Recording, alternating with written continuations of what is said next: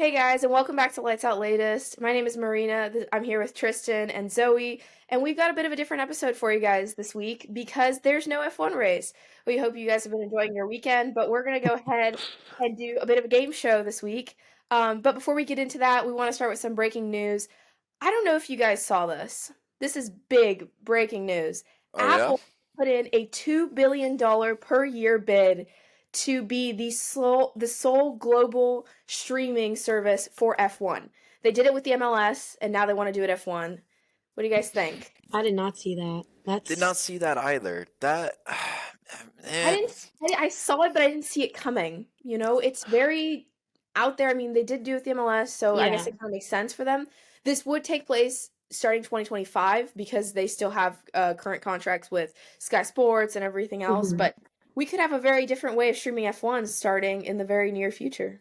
I think yeah, it's very you know, different from LS though, because that's yeah. soccer, but then there's so much other soccer platforms to watch, which is F1. It's very It's niche. Like that's hmm like the cornucopia basically. Obviously yeah, you have Yeah. F2 and F3, but like if we're talking on a global scale, Formula 1's the dominant dog. I'm it's a weird one. I feel like you can see perks and the positives of it, but then also you can definitely see the cons. The cons being, all right, I'm not an Apple TV like subscription. I don't have it, like that subscription. I would need to get that. But at the same time, what is keeping me from like keeping cable TV? It's literally motorsports. So Yeah. like if I'm just an F1 fan, if I, unfortunately for me, like I like NASCAR and stuff like that, so there's more incentive to have cable. But if I just like F1, I could drop cable and I could just get Apple TV. It would work out pretty good. Yeah. So depending on your crowd, depending on your audience, but also like then you would have to stream the content. It wouldn't be on a set television channel. Maybe it would be. I'm not sure how it would Yeah. work, but it's definitely something. It's interesting. It's very interesting, and it could be alarming, but then also could be a green flag for some reasons. What do you guys I think? like I yeah. like what Zoe said about it being very different to soccer because yes, soccer or football, however our viewers like to call it, there's so many different series, right? And there's so many different, let's say, divisions. So there's soccer. I mean, there's different teams all over Europe. They play at the same time in different series and different things. Where Apple TV is only streaming the MLS. That's only, soccer, our soccer. Um, and at the same time, also, I think that it's important to think about the commentators because now we have, I don't know how many, probably 50 different, channels that are streaming this. Each one has their commentator in their language, That is a right? good, Really yeah, true. Yeah, I yeah. that's the stream thing. I stream F1 on F1 TV, but I do it on the hmm international channel, so I watch it through Sky Sports F1. I love Crofty and his Lights Out and Away We Go, but I'm sure the Italian viewers, for example, they also like their Italian commentators. They like to watch it in Italian so they can understand. How does that work? If it's all streaming on one channel, can you still change? Will there still be a bunch of commentators? Will that put Sky Sports F1 out of a job? How's the media going to work? So I think it just opens a lot of questions, and I think it's a big deal for F1 because I think currently the stat was that they're getting paid about half of that for streaming. They're getting out 1 billion, so 2 billion Yeah. is double. There's so much incentive for them to do it, but also, you know, The TV deal's huge. That's probably one of the top three biggest money makers of the Formula One world in general. yeah, So, and then another thing, going back to exactly what you said, Marina, those commentators, if they are tied to Sky Sports or whatever they have to do, would they be able to sign a contract with Apple, or would they be loyal to who they're with? I mean, Yeah. yeah, would Crofty even go over to Apple? Obviously, the audience would be extremely devastated if he didn't, but like it's all branding, it's all you work for a company, this is a new company, like yeah. it'd be I think tough. if we're hearing about it, it might be something that's going to happen though, Oh, because yeah. For sure. it's I out mean, there's a there. lot of rumors, but at the same time, a lot of times the stuff that we hear, like last week, we and this is kind of moving on to a different topic, but last week we did hear about Yuki Tsunoda keeping his seat. There was a rumor like Tuesday or Wednesday that's going to be released this week that Yuki is keeping his seat and Liam Lawson won't be on the grid. And then obviously, like 3, 4 days later, it's official news. So usually when that stuff comes out, it's pretty airtight, like Zoe hmm said, but Yep. I'm not sure. Speaking of that, though, there's been a big rumor coming that's around the paddock that Liam Lawson does have a guaranteed F1 seat for 2025. which I think plays a big role in our 2024 grid, because that would mean if he's already guaranteed a seat with Red Bull for 2025, why would he go to Williams? That kind of eliminates one driver out of the situation, and for Americans who root for Logan Sargent, kind of keeps him, I think, a bit on the grid, unless we're thinking Mick will take his seat. Mick Schumacher, Toto seems to be pushing for him a lot. That's also true. Yeah. I mean, I still feel like I don't know why if AlphaTauri would be able to sign him in 2025 or however that deal would work out. He's still way too young to get a top dog seat for sure. So like he would definitely be in a developmental level. Like obviously AlphaTauri being somewhat development for Red Bull, and then you have Williams, like their association with Mercedes and all that. So I don't know if Logan's guaranteed safe for that Williams seat. I'm not gonna sit here and say that he's not gonna maybe improve or whatever, but like I don't know, that screams to me having a seat secured for 2025 is definitely in more of like a mid-pack types developmental role. That's how I see it, at least. I kind of like what you're saying, Tristan, because like I also think that from what we've seen him and how he's driven this past, like he doesn't really show or improve a lot, I feel like, and he kind of is just there on the grid. But he hasn't had a lot of time to show it. That's that's kind of That's true, but he's not really like one of the ones pushing it all the time, and he's just right. Also, not forget Max. I mean, he turned 26 yesterday. Happy birthday, Max. Yeah, happy birthday to Max. I'm wearing a Max Verstappen F1 shirt. There it is. but yeah, he was only, I want to say he was 18. He's the youngest ever race winner. Won his first F1 race in Barcelona on his first race with Red Bull, because he was with Toro Rosso. He got moved up in the middle of the year. Yeah. That first race, and he was only 18. Liam's, I want to say Liam's 20, but don't quote me on that. And so we say he's young, but it's almost young in experience, right? I mean, he has experience in other categories, but until you have been in that F1 seat, exactly. That's exactly what I'm talking about. Yeah. Yeah. Mm-hmm. Yep. Speaking of AlphaTauri, they are also looking for a new name sponsor and a new name for 2024. And rumor has it that the two main bidders are Adidas or Hugo Boss.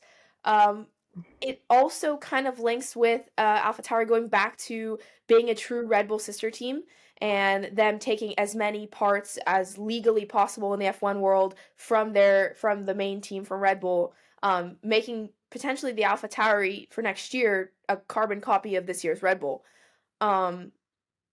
Thoughts? Depending on the direction, I mean, that could be amazing. If obviously we haven't really seen a lot of performance out of the AlphaTauris this year, which is not surprising. I mean, we kind of expected them to be a mid-pack team, but like if they were able to make that program not identical, that Red Bull team's always going to be above them. Mm-hmm. But if they were able to contend with the Ferraris, the Mercedes, again, depending on where teams improve on for next year, it only adds more excitement to the grid. At the end of the day, if we have more competitive cars, it's more entertaining for the audience, and it's a more entertaining race in general. So, I mean, that could be awesome. Could be electric. I have to agree. Like it's all about what you put forward, and if they are going to do something like Red Bull, it'll make it like more fun, and the cars are going to only get better too. So, and we could see maybe like Yuki, for example, is he overperforming, underperforming in the car that he has? 100%. Or maybe if you get something really under his feet that he's like, it's got some step to it, maybe he'll actually shine. We'll see, Yeah, we'll see. That could also mean for those non-Red Bull lovers like myself that you could see a Red Bull 1, 2, 3, 4. Yeah, I didn't want to think about it like that. Great for you guys. Wow. That would be great for me. That would, hopefully for me, that would be a Max, Ricardo, Yuki, Perez, because we all know how I feel about Checo Perez after last week's episode and race. Absolutely. But let's move on very quickly. Talk about, there's been a 2-week break, obviously. Well, 1 week so far, to the next race. And a lot of the drivers have been having a little bit of fun. One of which being Carlos Sainz, who played the Ryder Cup, a golf tournament, and unfortunately lost. Unfortunate. Which is quite sad. But he seemed to have a lot of fun, and Lando was there as well. not playing, but there for emotional support, and they had a lot of fun. I saw that. As a golf fan and like a golf watcher, I thought that was cool. So It Yeah. was fun. It was fun to see Carlos kind of kicking it. He was playing with Jokic or not Jokic, the Serbian tennis player. Djokovic. Yes, yeah. And they were kicking it. They were having a good time, obviously. But It was really nice to see there some of the Instagram stories and posts. It was like surfers were there. We had tennis players, F1 drivers, football or soccer. Like they had a good mix of everything. I think there were some basketball players there as well. So it's a bunch of athletes just kind of like playing a sport that's not their sport, but it's a sport that they all enjoy and have fun. And I think it's just nice because it's still competitive because naturally they're competitive people, but it's not them competing in their own sport. So it's a little bit more for fun, right? the So celebrity tournaments are always Yeah. so much fun. It's so much fun to see, like, obviously, like you're saying, like signs, for example, just to get out there and kick it. But also, it's cool to see representation for all the sports. Signs represented Formula One in that instance, and that was really cool. And then, that's just it's awesome time. Ryder Cup in general. Again, Zoe, you might know golf. You said you like golf a little bit, Marina. Yeah, I I'm not watch sure golf a if lot. you My do. dad loves golf. So There you go. I work at a golf course. I've been doing it Oh, I've been in it really? for a little while. So it's it's fun to see that collaboration. It was really cool. yeah. Yeah. Well, let's move on to our last little bit of business before we go to our little game show segment.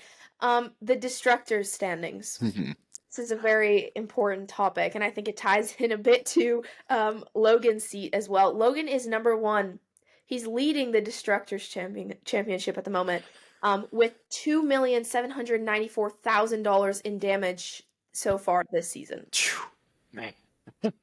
Has he made enough race winnings to counteract them? I don't think so. No, not even No. close. And one thing that I want to give our listeners a bit of a perspective. A front wing with a rear wing together costs about $200,000. So that's a couple replacements. And Max, on the other hand, P20, very last in the Destructors Championship, has only spent $200,000 in damages. And I'm guessing that $200,000 came from the floor that George Russell broke in Azerbaijan. More than likely, that would make sense. Yeah. I was gonna say that. Sounds And about right. I think that just goes to show, and I think a lot of times people talk about how Max is like, it's just the car. He has a great car under him, so of course he can keep winning these races. But he hasn't made any mistakes this year. He's also been so far ahead of everyone else He's that been so no one can consistent. really touch him. Yeah, exactly. Yeah.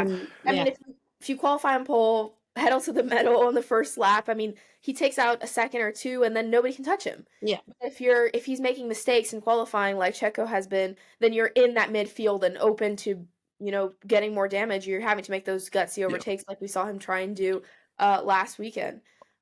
Yeah. He He could have been. I didn't mean to cut you off, Marina, but he could be like a bull in a china shop. He could have all that power. He could have all that speed, but still ruin the car a couple of weeks here and there. He has not done that. The man is consistent. The man is good. The man is soon to be 3-time world champion. I mean, that's just a fact. But yeah. 100%. I was just gonna say, we also see a big difference in the teammates, right? I mean, Checo's 3rd in the Destructors Championship, and Max is last. Lance Stroll is 2nd, and Fernando Alonso is 2nd to last.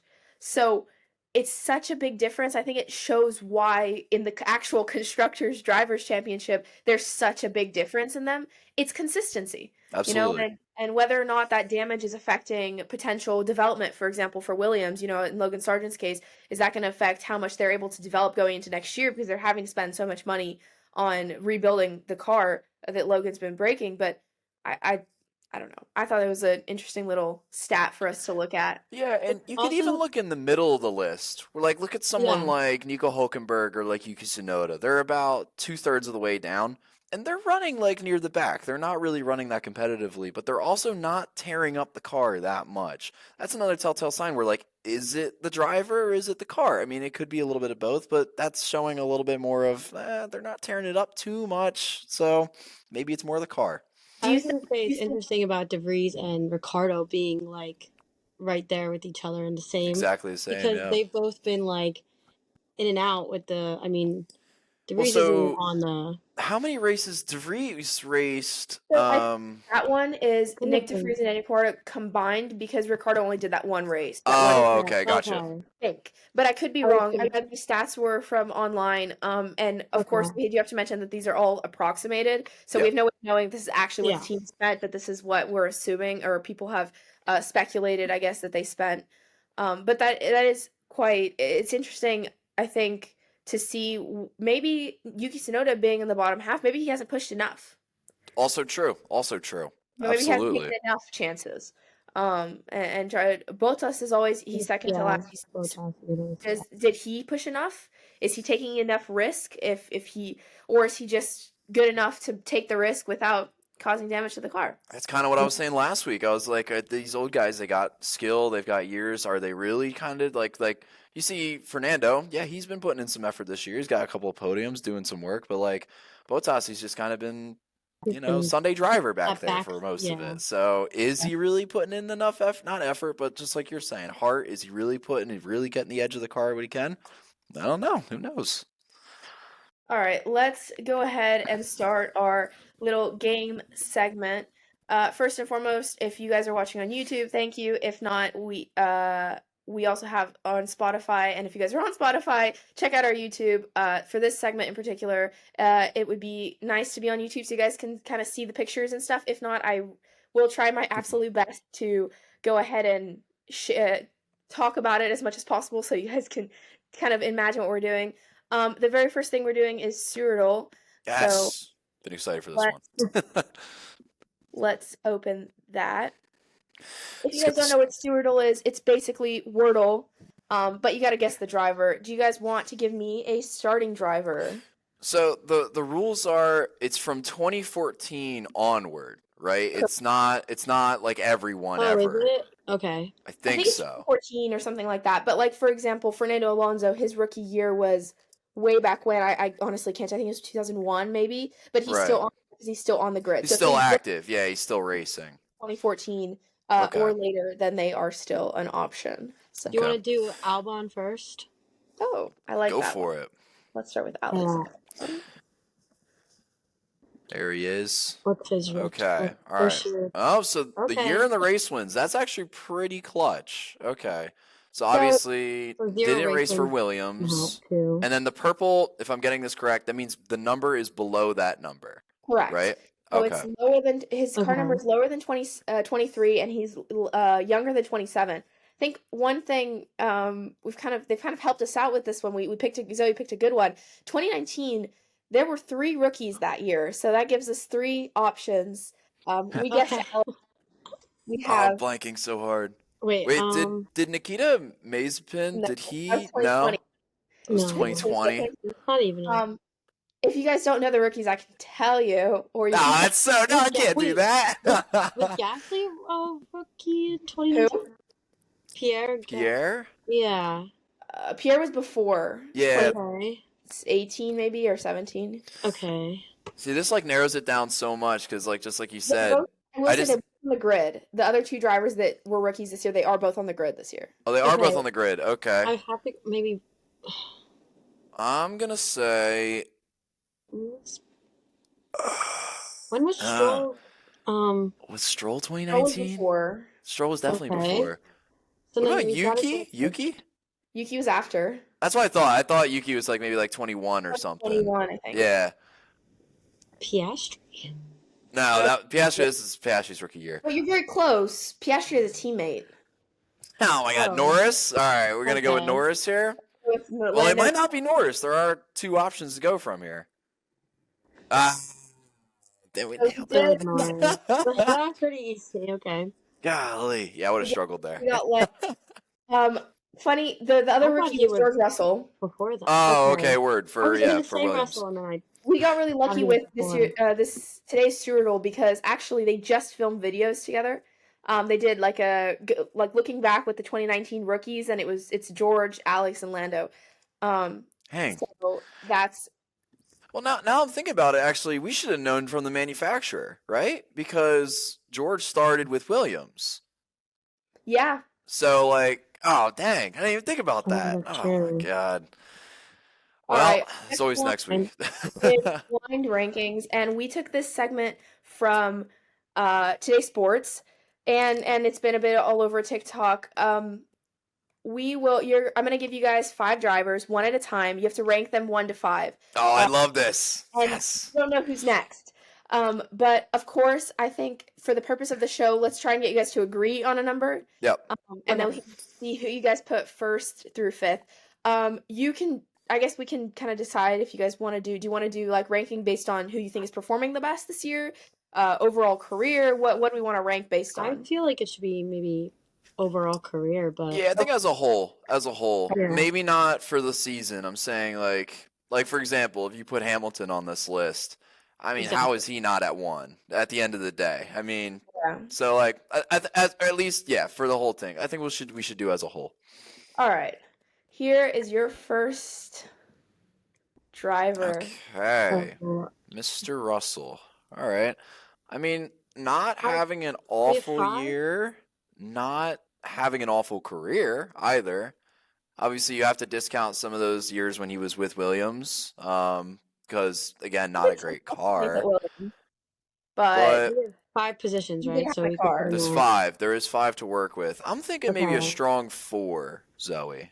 Thinking a strong okay. 4. I agree with that. You think so? Yeah. All right, 'Cause we're we gonna need go to with bring- 4. Yeah, we need that Right. 5. we got George Russell Okay. at 4. Let's go.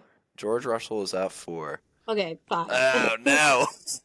I think we've already screwed up. I mean, yeah, it has to be 5, right? It has to be 5. I mean, just not a great career, obviously. Just kind of, I'm not going to say daddy's money, I but was he kind of just gonna does have say, that a little job, does biased have with the that daddy's seat. money. Yeah, so right. Gotta be we're going to 5. have to agree on, yeah, we'll have to go with 5 for sure. All right. All right. Charles Leclerc. Charles Leclerc, all right. Okay, maybe we didn't do too bad. 2? You're thinking go- 2? I'm gonna go bold with the 2. You're going to go both with a 2. Maybe- I could see a 2 because I 2 or personally 3. don't think the man has been the problem. I think if Exactly. Jason was here, he would probably agree with that. Solid race car driver Ferrari just is not meeting the needs. So I think 2 is fine. I can go with 2 for sure. Okay. For All right. sure. All right, so we got Leclerc at 2. That is that's a beautiful picture, that middle Oh, picture. well, Okay, well, see, now this is a tough one because because we don't the- know who we could get after this. exactly, like if it's Hamilton, I mean, I don't know, but obviously, I think we gotta go I think 1. we gotta Yes, go do you 1. think Yeah. Lewis is better than Max? If Lewis is last, do you think he's better than Max? Career-wise, If we're talking career-wise as a Career-wise, yeah. whole, absolutely. Obviously I Max mean- has the accolades to go past possibly even in the top 10 of Formula 1 drivers of all time. But Hamilton's like, been there for so long. I mean, Hamilton's been there for not so a long. question. He's got so many championships. It's just it doesn't add up quite enough to like what Lewis has for what Max has. But obviously, you look at this for this year, absolutely, the man is number 1, past Lewis by droves. But I think, Zoe, I don't know if you agree, confident in 1. I'm confident in 1. We're confident in 1. All right, we're going to lock it in. Let's Locked find in it. for If 1. you The get it next one. right, Let's see if we I got think it you right. did. Yeah. Okay. I mean, I would have put Ranking- him. yeah, I No. think the mix-up would be definitely George should be 3. Yeah, I would Yeah. have put Warren. Honestly, that, but it's Close. okay. I think he did pretty Liam. well. He did do pretty in well, that, but yeah, I would honestly say Liam to 5. I mean, he's had 3 races under his belt. Stroll has a podium. At the end of the day, he has podiums. I mean, Liam doesn't have that. So if we're talking that's career, true. then sure, yeah. But obviously, we have to put him at 3. It was the last spot we had. I don't think we I'm did not too mad bad, about it. Zoe. I'm What do not you mad think? about it. I'm not No, mad don't about feel bad about it. I am. Good. Your I'm final perfectly content. it. Mhm. Max Perfectly Verstappen content. in first place, or P1. Yep. P2 would be Charles Leclerc. P3 Liam Lawson. P4 George Russell, and P5 Lance Stroll. All Yeah. right, moving on. We I don't have our own little version of start bench cut, except for in this case, you're picking who's going to be in your car for the next season or this season, whenever. Who's your reserve driver and who is going home without a seat. Let's go ahead and get started. First one, your 2019 rookies. Yes. It George was foretold. and Lando Norris. Who are Okay. you? I think Who's your this is an reserve? easy In one. this case, you can do individual ones. So Tristan, if you want to go first, who's your reserve? Who's your driver? And who are you cutting? Okay, I will go first. All right, so I kind of agree with Zoe on this one. I feel like it is a little easy, but I think there is a strong argument to be had between George and Lando in the current moment. But unfortunately, Alex, great character, amazing to have in the garage in general, the paddock, I should say. Sorry, as the NASCAR coming out. I would say I'm gonna cut Alex. I'm gonna reserve George, and I'm gonna have Lando. Lando's gonna be my driver. Love the man's character is crazy. He's been going off in the second half of the season. He's just so much fun. And he's just a raw race car driver. He's so good, talented. George is too, but just I don't know if it's personal. I guess maybe it is personal. I just like Lando more. He'll be my driver. All right, what about you, Zoe? That's exactly what I was gonna do. Boom. Same. Great I love minds think Lando. alike. I think He's you guys just will so agree much that more the next personality too. With the win, he would take it like as Yes. yeah. Absolutely. We'll agree that the next one is a bit more difficult. Okay. Let's see it. Oh, I knew it. I knew this was gonna be it. I was like, all right, who's the three like legends of the sport right now? Have you go first. Who's your reserve? Who are you cutting? And who is driving for you in 2024? What do you got, Zoe? I'm gonna have to go. I'm gonna cut Alonso just because personal. I just think also between the two, between Hamilton and Max, it's gotta be Hamilton. I'm gonna drive. I know Matt. Actually, I'm gonna drive Max, and then I'm gonna have reserve Hamilton. Interesting. What about Okay. you, Kristen? I saw your reaction. You're happy with Listen, Zoe for cutting Alonso. that's El Plan right there. Okay. There. I mean, that's look at how happy he is. Look at how he's a goofy little man sitting on the podium there. This is a tough one. It really is. I think I'm gonna use personal feelings a little bit in this one, and I think that's gonna be blatantly obvious. So I am going to cut Lewis Hamilton. Lewis Hamilton's getting cut. It's just that Mercedes domination. I couldn't bear to even get into the sport because of it. I understand a lot of people would probably see this and say, "Hey, what about Mercedes now compared to Red Bull?" And it's like, "Oh well, yeah, Red Bull's kind of that dog now, but he's the man right now." So I'm gonna go. I'm cutting Lewis. I'm going to reserve Fernando. I can respect the fact that he is not as fast as Max Verstappen. Max Verstappen's gonna be my driver, 100%. I like that. Okay, we agreed on one there. Obviously, I think I would probably, if it was me, I think I would agree with Zoe. I think I would start my one and only Max Verstappen. Lewis has got to be my reserve, and I just think that Alonso hasn't been able to show his potential in this car. Completely fair. They're both on their way. The only reason I would start Max, even though arguably Lewis has more experience, is I think Lewis is on his way out. And if Lewis fans will attack me for that, but Max is on the up. He's going up and up. He's only getting better and better. And Lewis he's still there. He's still good. He's still Lewis Hamilton, but not as good as he used to be, in my opinion. Now, this one's a bit different. This is the cars. So what car would you pick? Which one are you having just in case Logan Sargent goes and crashes your car? And which one is unfortunately cut? Now, this is a little bit unfair because this McLaren, although it did dominate at the time, the most dominant car ever along a single season, I'm not sure how dominant it would be in 2024. Now, this is Max's current car in 2023 this year, and this is Lewis's car in 2020, which won 77% of races that year. This is a tough one, Marina. You did a good job with this one. I like this. I think so, yeah. Huh. Okay. Well, if you don't take it, mind, Kristen? I will tackle the first try here. So the McLaren, I mean, part of me, the nostalgia factor almost is like I kind of want to go with the McLaren just because old dudes rule. That's kind of my mentality. It's like, all right, yeah, would it be able to beat any of these two cars within the modern era? Probably not. But would it look cool trying? Yeah. So, but if I got to be logistic here, I'm cutting the McLaren. I'm going to cut the McLaren.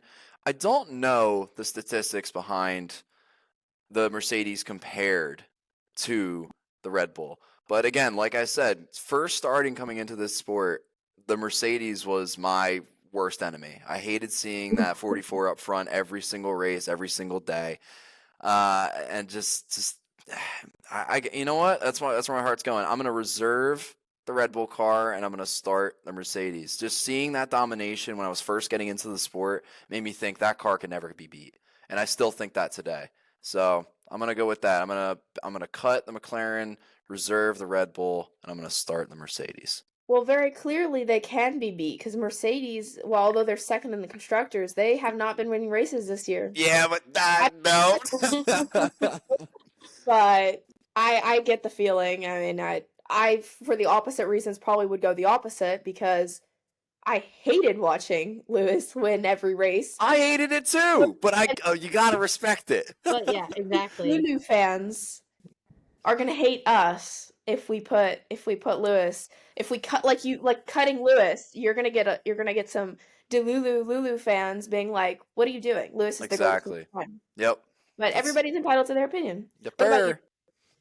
I'm thinking cut McLaren just because of I love the look of the car, but I think Red Bull should be like I would put that as my car, and then I would probably do Mercedes reserve. Okay. I like it. Fully Yeah. respectable. Fully respectable. Flexible. Just because I think that right now Red Bull is you got a car that's winning. You have to Yeah. Yep. Can't argue that. Can't argue the results. 100%. Well, those are all the games we are going to have time for today. However, before we leave you guys, I do want to just very quickly talk next week. Where there is I guess this week. It's race week. We have a race this weekend in Qatar. It's a very special week because it's a sprint race this week. Reminding us of the schedule. Sorry. Friday FP1 and then qualifying in the afternoon. Saturday you got the sprint shootout and the sprint race, and Sunday the normal race. There's also I'm not sure about the tire allocation this week if they're doing the hards for Q1 and then the mediums for Q2 and the softs for Q3. I don't know. I haven't seen anything come out about that, but I would assume that would be the case. And that might play into who's, I guess, best of the rest after the Red Bulls. Absolutely. Such a tough fight there. Yeah, I haven't seen any information, so I'm assuming. Max can also win the Drivers' Championship this weekend in the sprint if he is on the podium or the sprint podium during the sprint race, finishing first, second, or third. He does tie up that championship. Very quickly, race predictions.